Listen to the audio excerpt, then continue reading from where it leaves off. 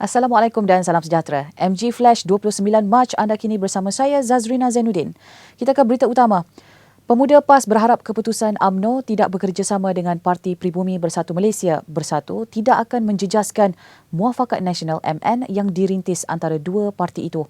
Ketuanya Khairil Nizam Khairuddin berkata, keputusan itu juga tidak akan menjadi penghalang kepada agenda perpaduan ummah yang diperjuangkan PAS dan Bersatu melalui Perikatan Nasional.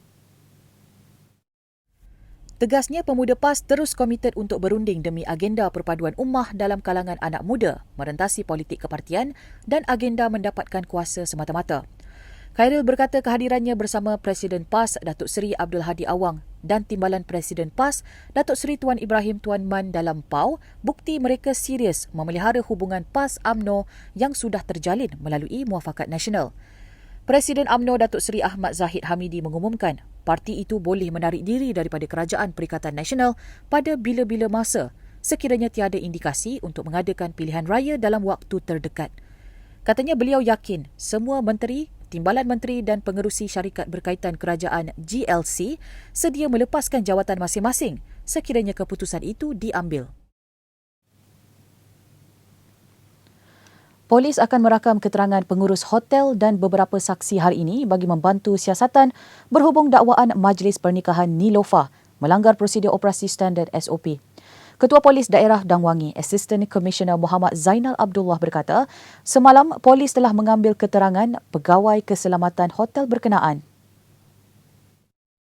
Jelasnya, pihak polis tidak boleh mengeluarkan kompaun serta-merta kerana majlis tersebut sudah berlalu sebelum gambar berkenaan diviralkan di media-media sosial.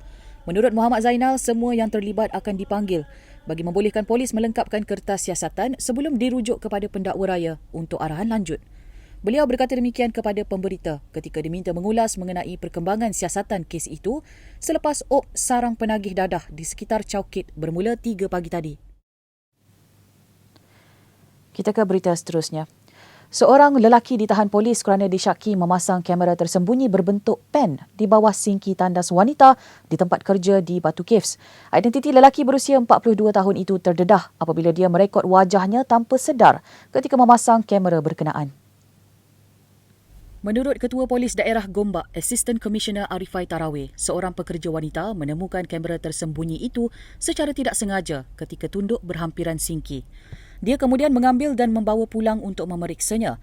Namun terkejut apabila mendapati terdapat rakaman video merekodkan dirinya dan rakan wanita lain dalam tandas berkenaan. Wanita itu seterusnya membuat laporan di Balai Polis Selayang untuk tindakan selanjutnya.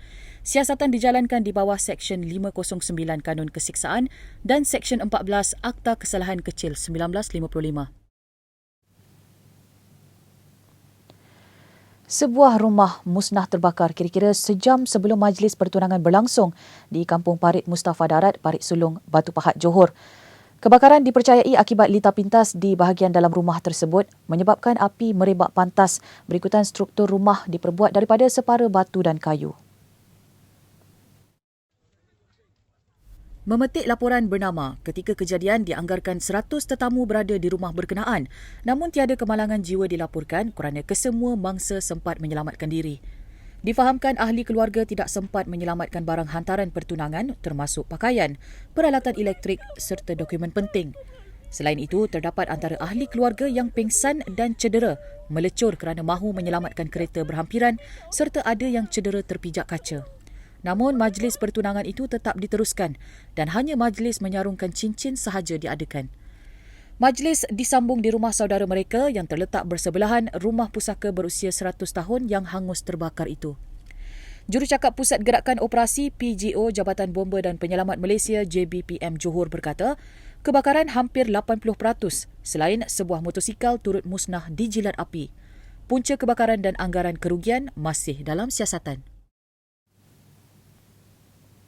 Berita itu tadi mengakhiri MG Flash buat masa ini. Teruskan bersama kami untuk mengikuti perkembangan terkini dari masa ke semasa di platform media sosial Malaysia Gazette, di Facebook, Twitter, Instagram dan YouTube atau melalui portal di www.malaysiagazette.com. Assalamualaikum dan salam hormat.